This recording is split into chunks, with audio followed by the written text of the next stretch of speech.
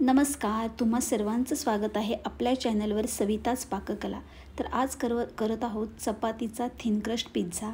ही recipe माझ्या मुलाची आहे, त्यामुळे तोही माझ्यासोबत आहे।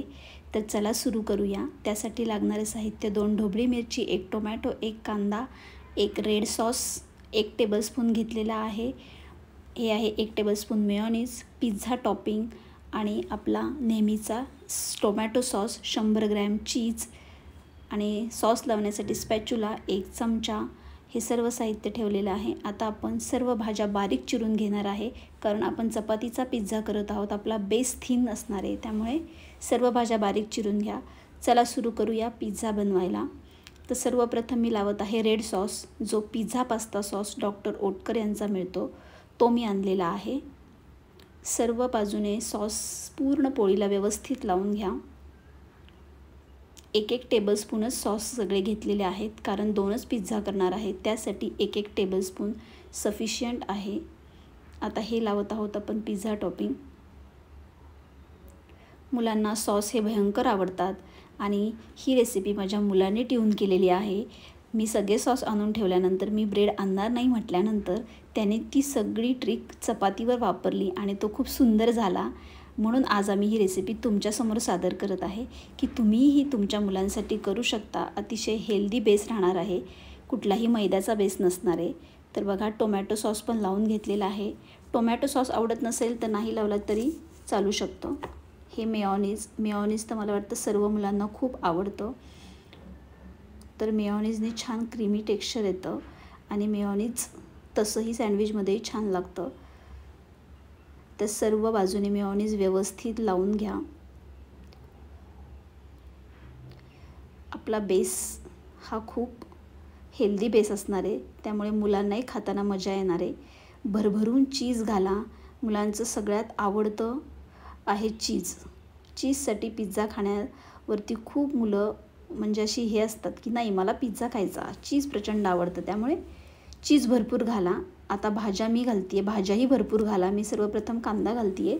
माझ्या शेजारी माझा मुलगा उभा आहे आणि तो मला जास्त भाज्या घालू देत नाही आहे, पण मुलं घरात नसताना पिझ्झा करा, म्हणजे भरपूर भाज्या घातल्या जातील आणि बारीक चिरल्यामुळे त्यांना खाताना लक्षातही येणार नाही आणि जरी आल्या तरी ते काढू शकत नाहीत, कारण त्या बारीक चिरल्या आहेत। तर पहा, आपलं सर्व करून झालेलं आहे। तर तवा गरम करून ठेवलेला आहे मी। तव्यावर अगदी अलगद पिझ्झा ठेवा आणि त्याच्यावरती झाकण ठेवून द्या। गॅसची फ्लेम बारीक करा, अजिबात मोठी करू नका। आता आपण चेक करून पाहूया। तर पहा, चीज मस्त मेल्ट होत आहे। छान खाल्लं क्रिस्पी झाले। तर क्रिस्पी झाल्याशिवाय काढू नका। क्रिस्पी होण्यासाठी साईडनं थोडंसं साजूक तूप घाला, म्हणजे तो छान क्रिस्पी आणि कुरकुरीत होतो। तर तूप घातल्यानंतर आपण पुन्हा एकदा चेक करूया की तो खालनं, हे बघा, खालनं अजूनही तो कडक झालेला नाही आहे, थोडा मऊ आहे। तर आपण पुन्हा एकदा त्यावर झाकण ठेवूया। आपल्याला चमच्याला जाणवतो की तो छान क्रिस्पी झाला आहे की नाही। तर पहा, आता थोडंसं चेक करा। असं चेक केल्यानंतर थोडे बबल्स आलेले आहेत। तर या फेजला आता आपण बबल्स आल्यानंतर गॅस बंद करणार आहे। आणि गरम तव्यावरच ठेवून बघा, तो छान क्रिस्पी झाला आहे। तर एक गरम तव्यावर गॅस बंद केल्यानंतर 10 मिनटं ठेवा आणि मग तो काढा, म्हणजे छान कडक होईल। तर आता आपण कट करून बघूया। अरे वा, होतोय की कट। चांगला जर कुक झाला असेल तर 1 नंबर कट होतो। कालच आम्ही पिझ्झा केला होता, तो कटच होत नव्हता, चीज खूप स्ट्रेच होत होतं। हे पहा, पण ते ऍक्च्युअली मिल्क मिस्टचं होतं, हे अमूलचं आहे। अमूलचं जरा चांगलं असतं असं माझ्या प्रेफरन्समध्ये आहे, कारण ते कापू देतं, बेसिकली ते चीज कापू देत नाही।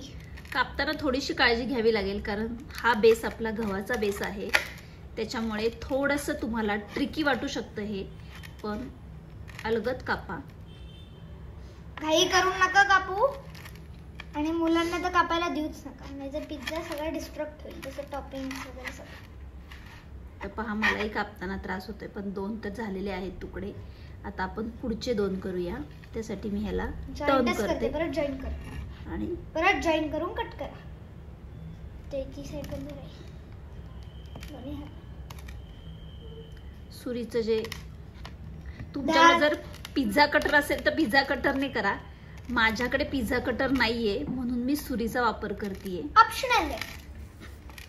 सुरीने कापायचं असेल तर धारवाली सुरी आणा. हे पहा झालाय कट, काहीच प्रॉब्लेम आलेला नाहीये. तो छान खालनं क्रिस्पी झालेला आहे.